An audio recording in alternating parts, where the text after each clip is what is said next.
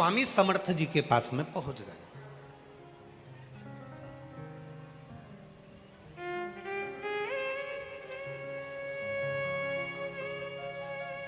और वो स्वामी समर्थ, दुनिया के लोग कहते हैं कि ये दत्त का अवतार है, दुनिया के लोग कहते हैं ये नरसिंह जी का अवतार है, पर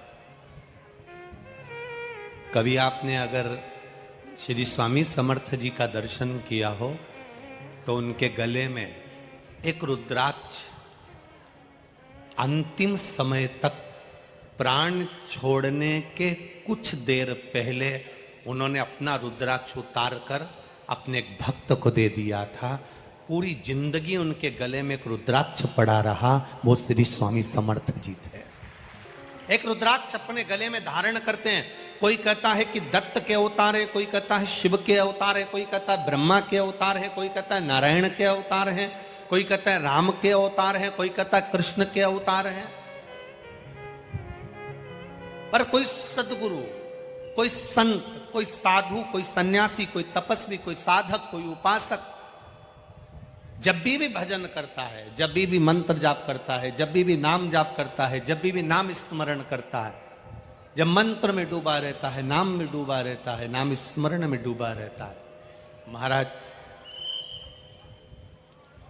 वो किसका अवतार है ये तो नहीं कह सकते, पर इतना जरूर कह सकते हैं जो भगवान की भक्ति में डूबने वाला संत होता है, साधु होता है, सन्यासी होता है, इसको बंद कर बाबा, सन्यासी होता है, तपस्वी होता है, साधक होता है, उपासक होता है, वो किसका अवतार है ये नहीं कह सकते, पर इतना जरूर कह सकते हैं कि वो भगवान शिव का, राम का, कृष्ण का, दत्त का कृपा पात्र होता है, इसलिए करुणा कर सकता।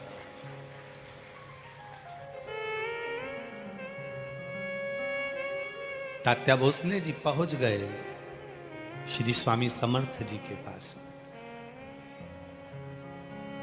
अब जाकर उन्होंने जैसे ही पहुंचे तो स्वामी समर्थ जी का ध्यान मुद्रा में, भक्ति में लगा हुआ था, ध्यान में मैं। तात्या भोसले जी ने प्रणाम किया तो स्वामी समर्थ जी ने कहा, क्यों मानकारी जी, आपके पास में तो एक क्षेत्र का राज्य है, आपके पास में तो एक क्षेत्र का सारा सुख है, और आप आज संत के पास आकर बैठे हो। बचपन, जवानी, अधेड़ी और बुढ़ापा, इन चार अवस्था में से जो अवस्था आपकी निकल गई उसको निकल जाने दो, क्योंकि जो चले गया वो तो वापिस नहीं आ सकता। अभी छत्तीसगढ़ की कथा में, भिलाई की कथा में आपसे कहा था, दुनिया की ऐसी कोई सी दौलत नहीं बनी, करोड़पति से करोड़पति व्यक्ति, धनपति से धनपति व्यक्ति, वैभवपति से वैभवपति व्यक्ति, दुनिया में अभी तक वो दौलत नहीं बनी जो आपके गए हुए समय को वापस ला कर दे दे। दुनिया की दौलत में वो सामर्थ्यता नहीं। दौलत से मकान खरीद लोगे, घर खरीद लोगे, प्लाट खरीद लोगे, शादी कर लोगे, बच्चे हो जाएंगे, कुटुंब, कबीला, सब कुछ हो सकता है। फैक्ट्री, दुकान, जमीन, जायदाद, प्लाट, कॉलोनी, मकान, गाड़ी, बंगला, ब्याह, शादी, सब कुछ दौलत से हो सकता है, पर धन से गया हुआ समय वापिस नहीं ला सकते। तो शिव पुराण कहती है गया समय वापिस नहीं आ सकता, तो एक काम जरूर हो सकता है कि भजन कर कर शंकर जी को एक लोटा जल चढ़ाकर आने वाले समय को संवारा जा सकता है। जो गया उससे मतलब नहीं, जो चले गया उससे मतलबता नहीं रखना। अब जो बच्चा है, हमारी जो अवस्था बची है, हमारा जो समय बचा हुआ है, जो हमारे पास में कीमती समय हमारा जो बचा हुआ है, उसमें हम भगवत भजन क्यों ना करें? हम उसमें राम नाम, कृष्ण नाम, शिव नाम क्यों ना जपें? हम उसमें भगवत स्मरण क्यों ना करें? हम उसे भक्ति से दूर क्यों चले जाएं? तात्या भोसले जी से कहा, तुम तो मानकारी हो, स्वामी समर्थ जी कह रहे तुम मानकारी हो, तुम्हारे पास में सत्ता थी, वैभव था, सब कुछ था, सब कुछ है तुम्हारा, फिर आज संत के पास आने की जरूरत क्या पड़ गई? आज साधु के पास, गुरु के पास आने की जरूरत क्या पड़ गई? अगर दुनिया में सताए ना होते तो तेरे दर पर आए ना होते। जो दुनिया में ठोकर खा जाता है, सारी दुनिया में सताया जाता है, जगह जगह से अपशब्द कहे जाते हैं, ठोकर लगाई जाती है, जो दुनिया में सताए ना जाते तो तेरे दर पर आए ना जाते। हमें सताया तब तो तेरे पास आए हैं, लोगों ने चोट दी तब तो तेरे पास पहुंचे हैं, दुनिया के लोगों ने अपशब्द कहा तब तो हम तेरे पास पहुंचे हैं। हम पहुंचे तब हैं जब दुनिया ने सता दिया।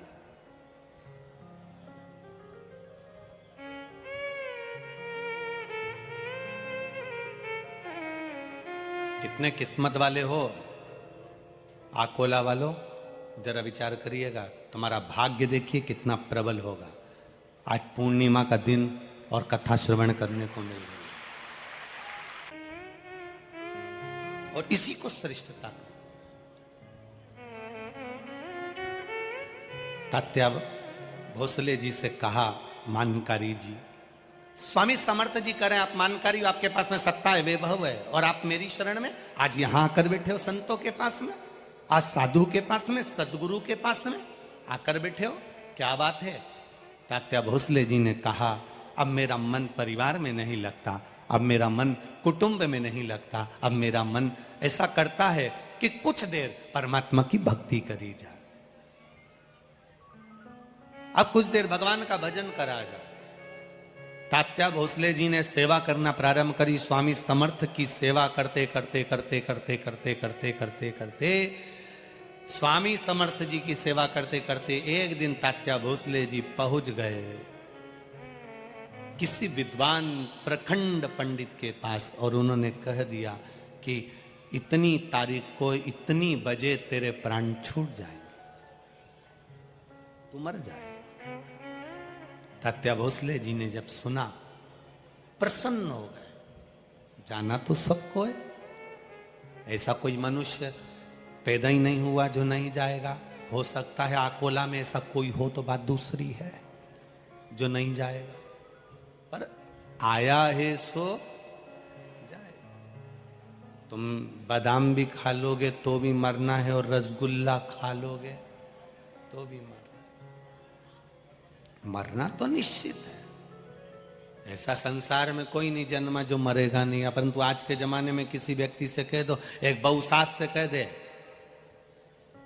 कल मरने वाली है, बस बहू सास से इतना कह दे कि तू कल मरने वाली है, तो सास को गुस्सा आ जाए, मेरी मरने की कामना करती है, उसमें क्या दिक्कत है? बहू तो बोल रही है ना कल मरने वाली है, मतलब आज से भजन चालू कर दे, राम नाम कृष्ण नाम शिव नाम जपना प्रारंभ कर दे, शिव जी की शरणागति चले जाए। मृत्यु तो निश्चित है, जानना तो पड़ेगा। 7 ताले में बंद हो जाओ तो भी जाना पड़ेगा। राजा परीक्षित के लिए पुत्र जनमेजय ने कांच का महल बना दिया, शीशे का महल बना दिया। एक परिंदा पर नहीं मार सकता। एक अनार का रस जिस गिलास में, जिस पात्र में भरा कर जा रहा था, उस पात्र के नीचे की पेंदी में तक्षक नाग चिपक कर अंदर चले गया। और जब राजा परीक्षित के सम्मुख में तक्षक नाग पहुंचा तो तक्षक ने कहा, तेरा समय आ गया, तेरा काल आ गया। राजा परीक्षित नैनों में जल, हाथ जोड़कर कहते हैं, आप अपना कर्म करिए, मैं अपना कर्म करूंगा।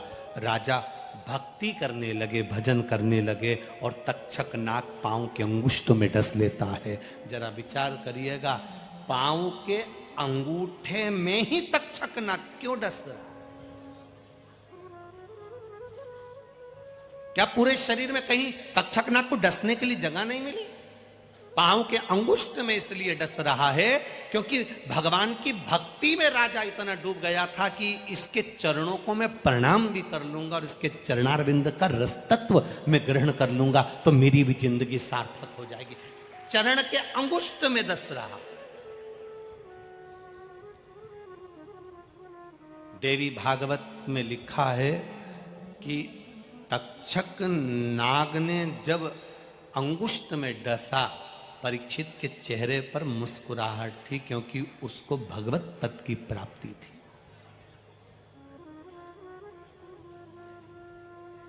भगवत पद की प्राप्ति,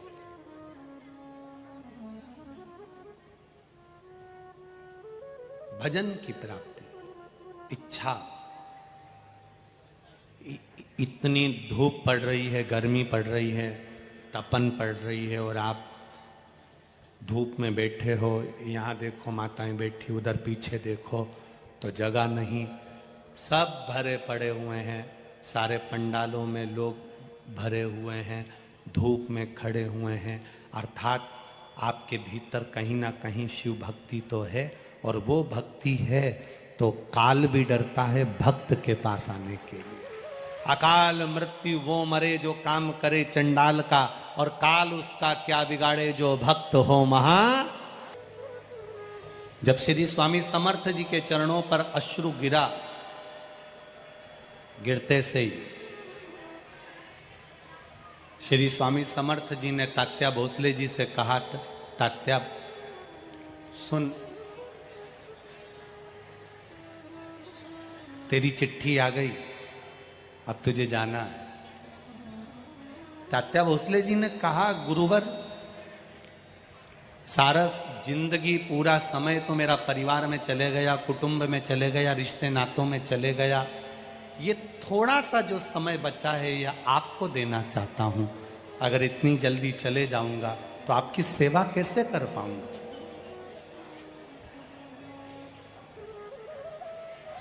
श्री स्वामी समर्थ जी ने तात्या भोसले जी से कहा, तो एक काम करना, बैठे रहना, मैं सो भी जाऊं तो चरण छोड़कर मत जाना। सारी दुनिया की दौलत कहीं लुटाई जा रही हो, सारी दौलत, दुनिया का संपदा, वैभव, सत्ता लुटाई जा रही हो, और किसी एक स्थान पर कोई सतगुरु आपको मिल रहा हो, तो दुनिया की दौलत छोड़ देना, पर सतगुरु के चरण मत छोड़ना। किसी संत, साधु, सन्यासी, तपस्वी, साधक, उपासक जो भगवान की अविरल भक्ति में डूबा हुआ है, उसके चरण की सेवा मिली है तो वो ना छोड़ी जाए। बस यमदूत आए तात्या भोसले जी को लेने के, यमदूत आए तात्या भोसले जी को लेने के लिए, खड़े रहे, बार बार तात्या भोसले जी को बुलाते रहे, पर तात्या भोसले जी से भगवान स्वामी समर्थ ने कह दिया था कि चरण मत छोड़ना, कुछ भी नहीं होगा। शिव महापुराण की कथा कहती है, जो एक लोटा जल चढ़ाना नहीं छोड़ता, महाकाल उसका हाथ कभी नहीं छोड़ता। शिव का द्वार भगवान शंकर के चरणारविंद, सदगुरु के चरणारविंद, संत, साधु, सन्यासी, तपस्वी, साधक, उपासक के चरणारविंद जो पकड़ कर रखता है। फिर निवेदन करेंगे, जो बड़ों की इज्जत करता है, माता पिता का सम्मान करता है, बड़ों का आदर करता है, बड़ों का सत्कार करता है, बुजुर्ग का, माता पिता का, गुरुजन की जो इज्जत करे, सम्मान करे, आदर करे, उसको पर्स में दवा लेकर चलने की जरूरत नहीं पड़ती, वो दुआ लेकर चलना प्रारंभ कर दे। उसको फिर पर्स में दवा लेकर चलने की जरूरत नहीं पड़ेगी। जो गुरु का आदर कर रहा है, माता पिता की सेवा कर रहा है, माता पिता के चरणों को प्रणाम कर रहा है, घर के बुजुर्गों के चरणों को प्रणाम कर रहा है, घर के बड़ों को आदर दे रहा है, घर के बुजुर्गों का सम्मान करे, आदर दे, सत्कार करे। एक भक्त को जो पहचान जाए, एक साधु जन, गुरुजन, सन्यासी जन, तपस्वी, साधक, उपासक की जो सेवा में लगा हुआ है, उसको जेब में, पर्स में दवा लेकर चलने की जरूरत नहीं पड़ती, दुआ उसके साथ हर पर चलती है। बड़ों का आदर करने वालों के साथ में बड़ों की दुआ उसके साथ चलती है, तो उसको तकलीफ नहीं भोगना पड़ती, उसको कष्ट नहीं भोगना पड़ता।